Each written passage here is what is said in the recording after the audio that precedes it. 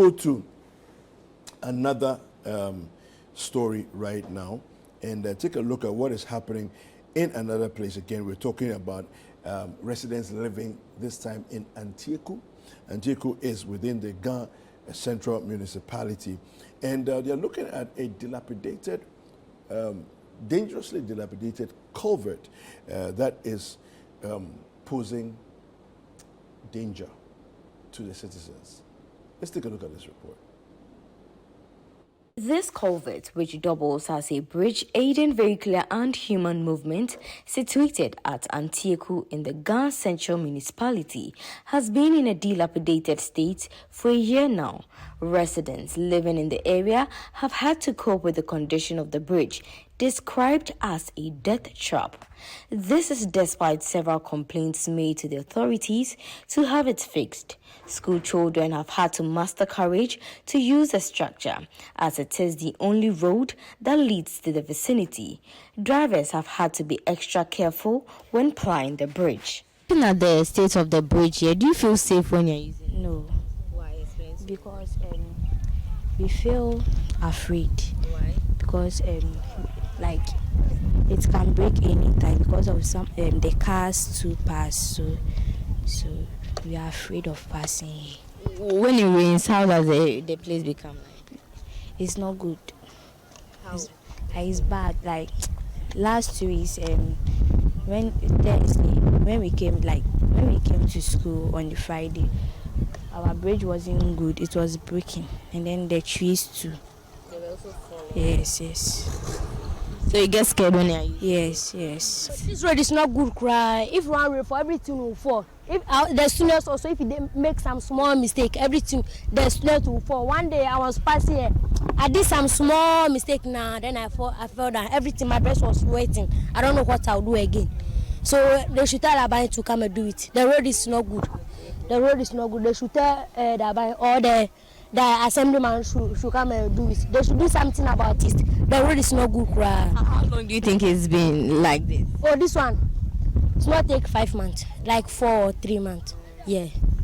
So when it rains, is the road okay? Is it good? No, it's not good at all. We can't pass here. The water will be here. The water will spread everywhere. So we're going to pass the bush also. The bush also, if you make some, they will catch you. So the road is not good, cry. We don't know everywhere. We don't know the place that we pass. Higher region the high and the Ukrainian minimum. Problem can say because Mamma shall cramp us and it's no. Mamma bounce more brains and I'm by sending an answer the dear. The car crack cramp and add their cavity and fast a bit in a buoguma and also the problem for front ever. Oh, Miss Upa and the dear and you find them most then and soon a good say the dear will boo at the end. The only problem I'm some way Maya is in when we said why. Do be unto me, and the announcing a person common in Tem Seneca Bay. Uncle Fat problem in back and son of my backers on my bed. Following the heavy downpour a few days ago, the culvert caved in, cutting off vehicular and human movement in the community. Authorities put up a wooden structure to aid movement as a temporary measure. Assembly member for the Antieku electoral area, Benjamin Kwame Sewodo, attributed the situation to the inability of the culvert to contain the water pressure, causing it to cave in. The drainage, the volume of water that passes through this side to this side is very huge. And I'm seeing this culvert as small. You understand? They are not big. So I think that's the reason why the force of the water is the one collapsing the bridge. Yes, but it's very, very dangerous. Very, very dangerous. So believe you me, we have to do something quick about it. How soon? I'll still get in touch with the MCE and see what he will say. But how soon do you want it? Tomorrow. It's dangerous. If you look under the bridge, it can collapse any moment from now. You understand? And if any heavy car passes on this bridge, that is the end. And I don't want it to be under my watch for this to happen, you understand? And there's a school closer to this project, so it's very, very dangerous. If they would start construction on this bridge tomorrow, I'll be very, very happy, you understand? In an interview with the Municipal Chief Executive of Ghana Central Municipal Assembly, Ambus Edward Chega said plans were in place to fix the culvert to bring relief to affected residents and ensure easy access, especially for school children and vehicular movements. This particular culvert has been was earmarked for let me say reconstruction some months back, because the assembly through its engineers identified that it's a bit smaller and the amount of water that flows in was much more than the culvert. So we identified that problem. We were taking steps to actually fix it before it collapsed. We have taken steps to cordon off the place and engage the community to let them be aware that we are going to fix the culvert. In fact, it's going through that process of being awarded on contract for it to be fixed. You know, these things, they take some amount of time. So I would like to assure everybody that very soon you see the contractor on site. Do we have a timeline to when this project will start and when it's likely to end? It should be maximum 2 months, because it's already about 3 weeks now when the culvert came in. And you see, we have put in it under a situation of an emergency situation. So we are actually moving quite fast to get the contractor to come to site. You know, you wouldn't say because it's an emergency you also have to break laws. I mean, the law will not permit you to do that. So rightfully, we have to go through the right process of awarding the contract. So that is what is taking a little bit of time, but the contractor will definitely come to site.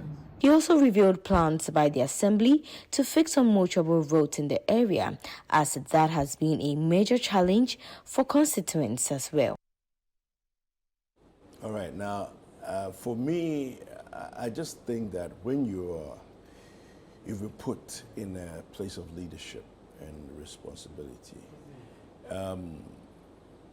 promises, I mean, you have to promise at a point, but there must be deliverables, you know, and we have to see action, that you're actually doing something to fix. And so MCs, DCEs, MPs, we need to see more from you, you know.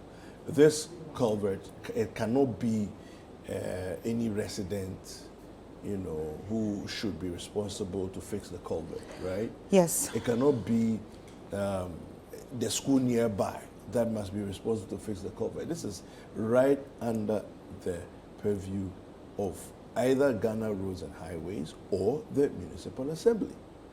Simple and short. And you know what actually stands out for me with the whole report that we watched? The kids. The kids have actually noticed it and noticed how dangerous it can be and the danger it can actually pose. Yeah. So the kids are also frustrated. Yeah, of course. And they're scared. Yes. Now you see, the thing is that we're going to wait till we start losing lives. God forbid that this whole structure should collapse during one heavy flooding situation, and there are cars driving across, there's people trying to get out of the rain, you know, and all that, and then they get caught up in it. What will happen? Then we'll be eulogizing and we'll be, you know, commiserating with family members and all that. Let's stop that rubbish. Let's stop it, you know. We have a concerned resident on the line. Loretta Mensah has joined us. Good morning, Loretta. Good morning. Good morning to you and welcome to Breakfast Daily. Thank you so much. All right, so share with us what the issues are regarding what your frustrations are and whether any authorities have come in to try and do something, whether you've seen anything like that. Okay, so currently from what we are hearing in the area is that the DC, the current DC, is doing something about it. The former one started the road, and then whatever they need to do in the area has been given to a contractor. But it's taking so long. I remember when even the road was fixed, it didn't even last for 2 years, and then we saw the whole thing coming off. And we waited for long, and this thing has not been fixed. In fact, day in and day out, when it rains, just a little drop of rain and the whole place is messed up. And this starts from Antieku Junction. Straight to Deseret Cave. In fact, that place, Deseret Cave, when it rains, you can't even pass there. The speed ramp over there is fault. The side of the speed ramp, it's very destroyed. Let me put it that way. So the residents there are not happy. Day in and day out, people come there, we report the issue, but the situation is still there. So we don't know when it will be fixed. We are just hoping that they make things faster for us. Wow. All right, so just describe like a regular day, either leaving for work or coming back home. Let's say it's raining. How do you get home, or how do you leave home? So there are days that when it rains in town, I know that the place is a mess, so I don't go home. From work, I just get a place to lodge, and then the next day I go, or I wait for some hours, and then I can go, because I know using the curve is a disaster altogether. So I don't even go home at all. In fact, there is a drainage at Deseret, in between Deseret and then the ECG, something. There is something over there. With that side, I know that when I get there, in fact, it will just carry me away. The flood will carry me away. So anytime it rains, I call home. It didn't rain over there, and then I just stay in town. All right, Loretta, thank you so much for speaking to us this morning. We appreciate your time. Thank you. All right, so that was Loretta Mensah, who's a concerned resident of the Antieku area. And you heard it for yourself. It's not just one place. There are several areas of various challenges that they're experiencing.